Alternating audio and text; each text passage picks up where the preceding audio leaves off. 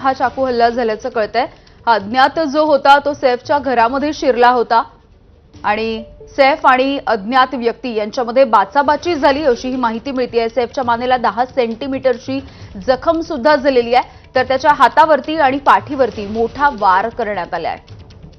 त्याच्यावरती एक शस्त्रक्रिया सुद्धा करण्यात आली आणि त्याच्या पाठीमध्ये जे धारदार शस्त्र खुपसण्यात आलं होतं ते शस्त्रक्रिया करून बाहेर काढण्यात आलेलं आहे। तर त्यामुळे हा मोठा वार सैफवरती करण्यात आला। ही अज्ञात व्यक्ती नेमकी कोण होती याचा शोध सध्या घेतला जातोय। वांद्रे इथल्या राहत्या घरामध्ये शिरून या अज्ञात व्यक्तीनं सैफ अली खानवरती चाकू हल्ला केल्याची घटना सध्या घडलेली आहे।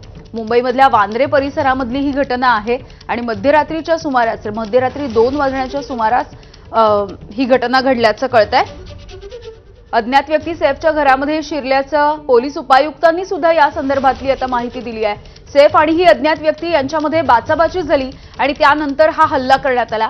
मुंबई पोलीस उपायुक्तांनी सैफ अली खानवरची जो हल्ला झाला त्या संदर्भामध्ये आता ही माहिती दिलेली आहे।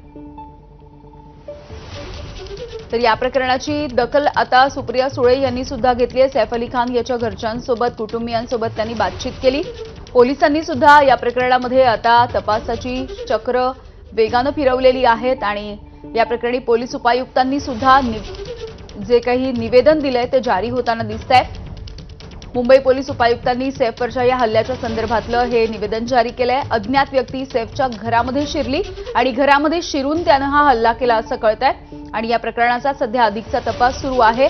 घराच्या बाहेर जे पोलीस सुरक्षेसाठी तैनात होते, काही सुरक्षा रक्षक होते, यांच्याकडून सुद्धा या हल्ल्याच्या प्रकरणाची अधिकची माहिती घेतली जाते आहे।